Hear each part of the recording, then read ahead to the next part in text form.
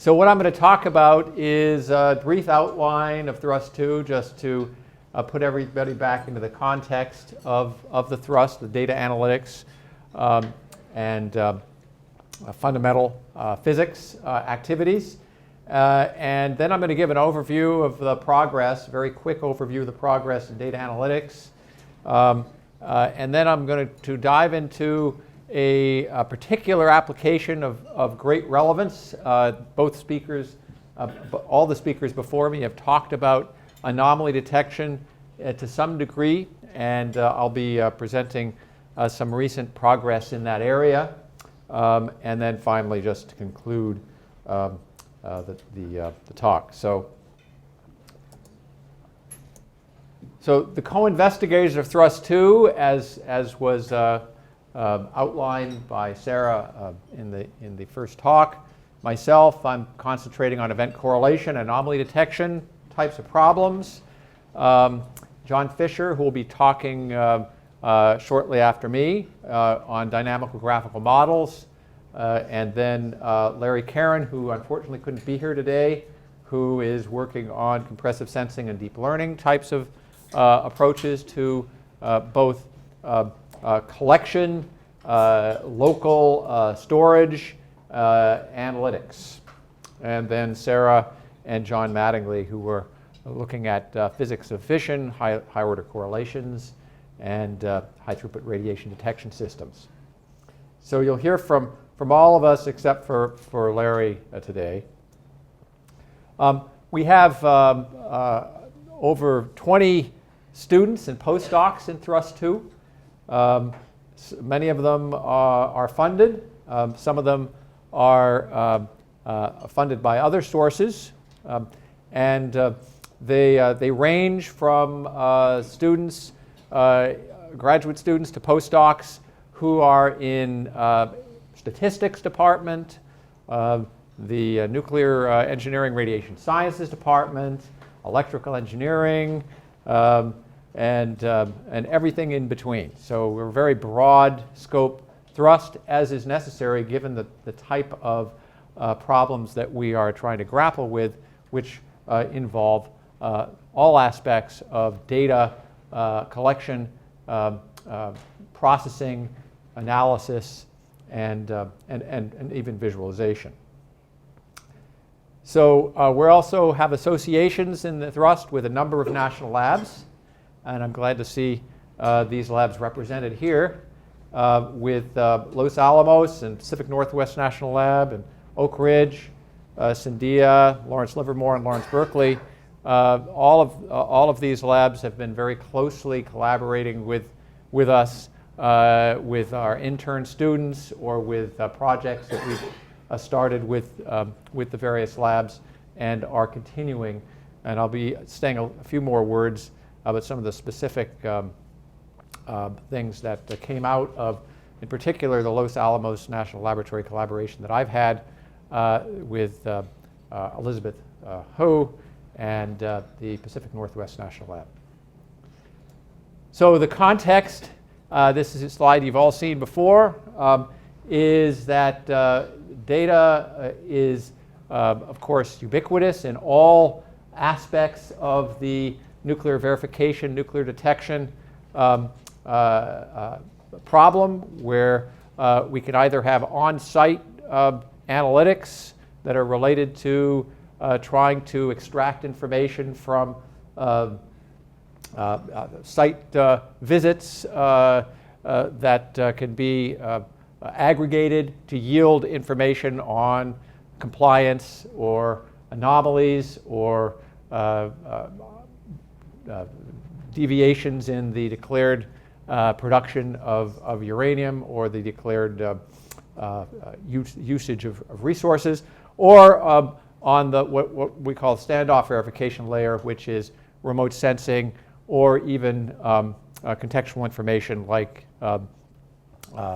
the public data or shipping receiving manifests, reports, and so forth.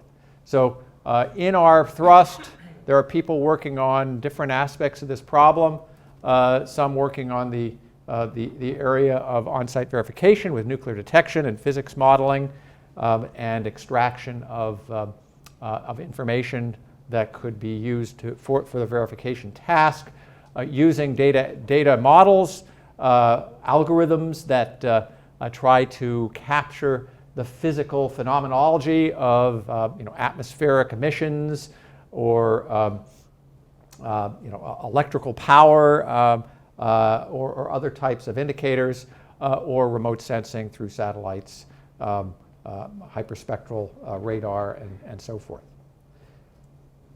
So this just shows a bit of eye candy for the kind of scope of the problem that we're dealing with and how various components of our thrust come together, from the data down at the bottom, where we have, again, very vast, heterogeneous classes of data that we extract information from, and perhaps define policies or protocols for using our limited resources to design the way we collect this data, whether we collect a particular type of data stream may cost money or may require a treaty modification or what have you. So we take high dimensional data from various sources, and then of course there's issues of how you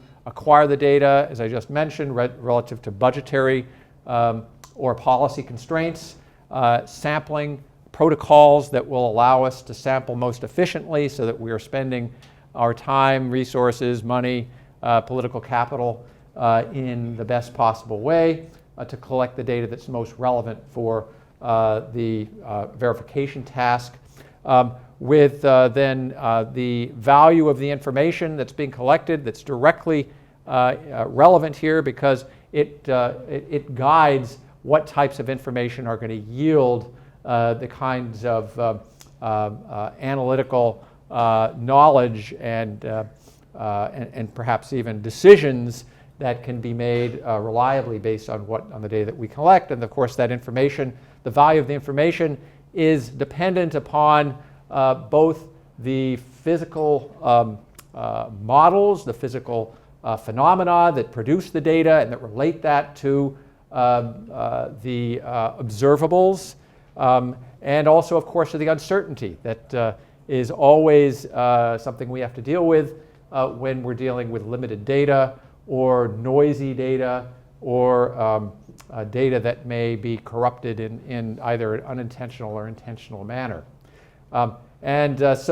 Finally, we have error control, which tries to ascribe a certain amount of control to the amount of uncertainty that we can put up with in the terms of false alarm rates, for example, or false alarm and probability of correct detection if you're looking for anomaly detection, and that then prescribes how much data we have to collect in order to achieve those error tolerance levels.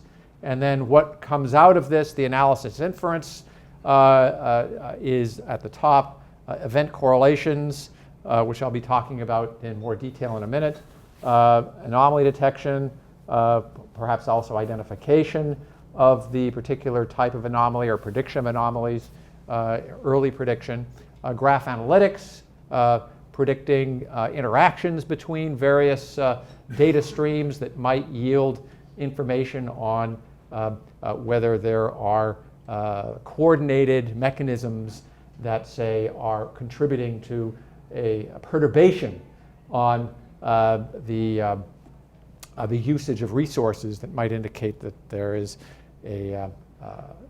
some sort of deviation of those resources to a unauthorized agent. Convolutional-based networks, deep learning networks that prescribes features, and then visualization and multimodal fusion for all the obvious reasons that we have lots of different types of heterogeneous data to deal with. So I'm going to describe very briefly an overview of some of the progress in the data analytics part of this thrust.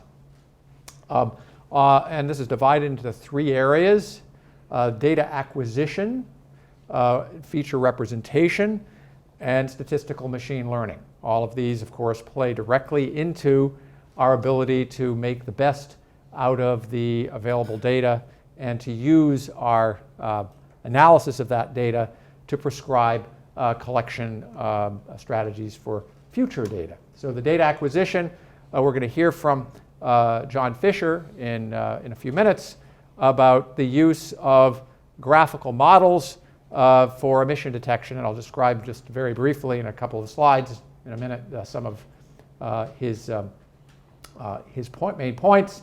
And then you will hear about quickest detection for nuclear fuel cycle diversions in the sequel of my talk, and also you can go to a poster that we have this afternoon, which I hope you'll look at. Feature representation. Larry Karen and I, my group, have looked at specifically building analytical tools that use something called multimodal factor analysis that allow you to take different types of data, very different domains in which this data exists. So event type data, which is basically tagged times at which events occur. Textual or contextual data, which is basically documents. And then continuous value data that would be, for example, atmospheric trace elements of krypton, let's say, measured in the atmosphere that are continuous valued. How you take all that data, put it together, define a common factor analysis that ascribes hidden latent variables that can account for some of the common variations that one observes in all these disparate data types, and that can then lead to a very nice feature representation for combining these data types into one coherent story that can lead to an enhanced ability to do verification or anomaly detection or clustering or localization or what have you. Graph analytics for cyber intrusion detection is another area that's, that we've looked at in the feature representation domain, and that's for graphs, how to combine graphical information, which is yet another type of information, unlike the information sources I've described a minute ago, which are all structured. Graphical information is unstructured, it's not ordered, you can't put it onto a list, and so this is a different type of challenge, which is highly relevant to things like cyber intrusion, where effectively you're looking at graphs which are either the internet or local networks that are seeking to protect themselves against attacks or intrusions. And then statistical machine learning, high dimensional anomaly detection, which I'll talk about in a minute, and deep learning for count data, which you'll hear about next time when Larry Karen comes.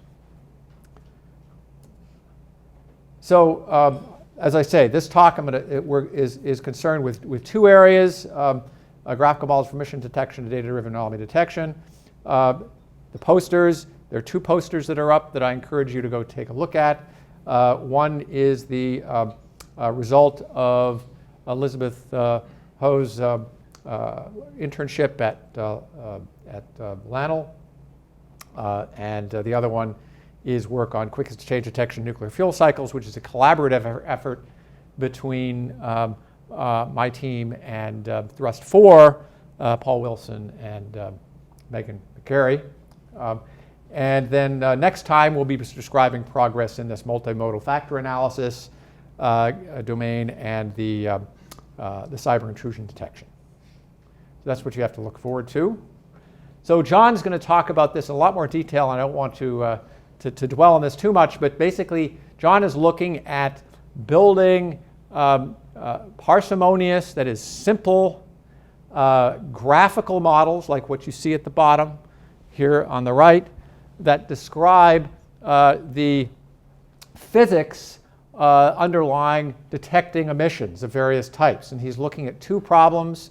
One is detecting emissions from atmospheric measurements or optical measurements using an airborne platform, where that platform can fly around over a terrain, and the issue is, can we optimize that trajectory so that we collect in the allotted amount of time, flight time that's available, the best possible information to localize or detect the various emission sources that are denoted on that picture. And the graphical model effectively allows us to condense the information from the physical model into a much more simple description at a macro level, and then to use that description to learn about the emission process and then estimate the achievable performance. How well you can estimate or localize these emitters depends on the trajectory, and then you can optimize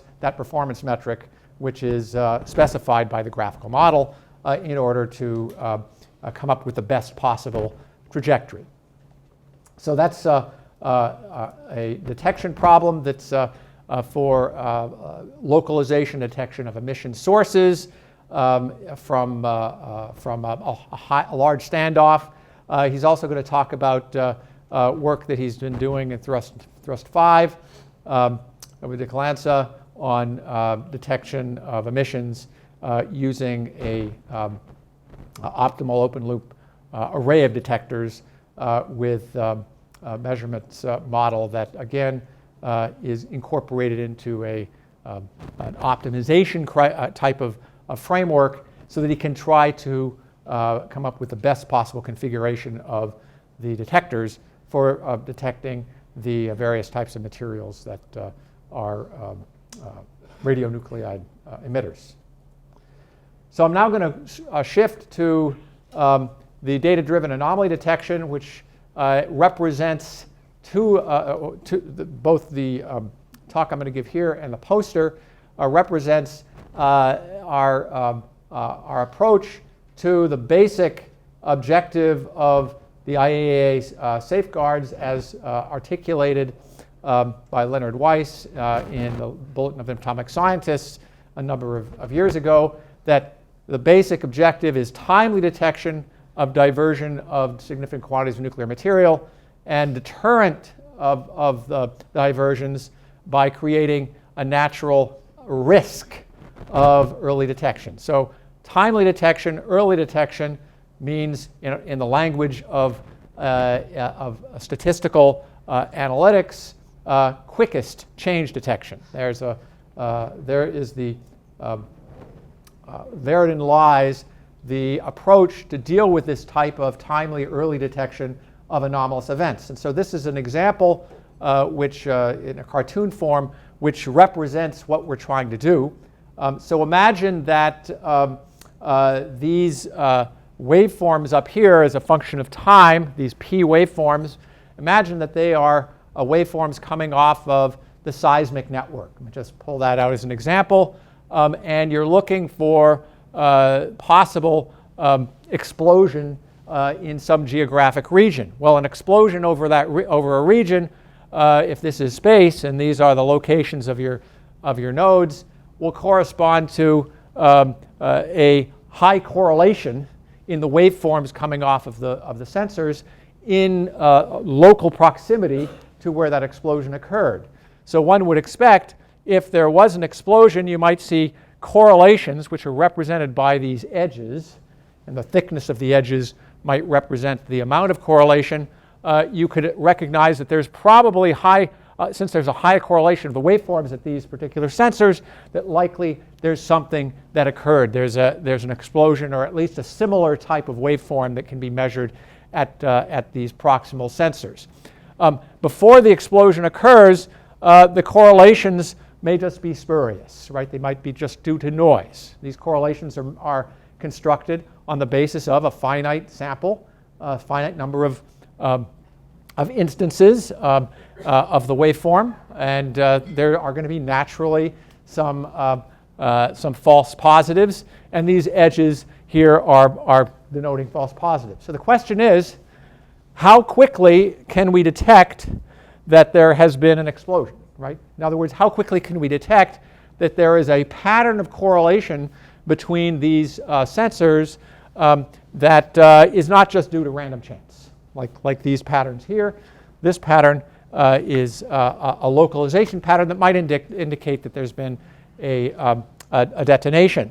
And we want to detect, if we detect at time tau and the actual time of the explosion is gamma, we want to minimize the difference between tau and gamma. That's the quickest detection problem. Now, of course, you can always minimize a time between tau and gamma if you don't have any type of false alarm constraint by effectively declaring that there's anomaly all the time, right?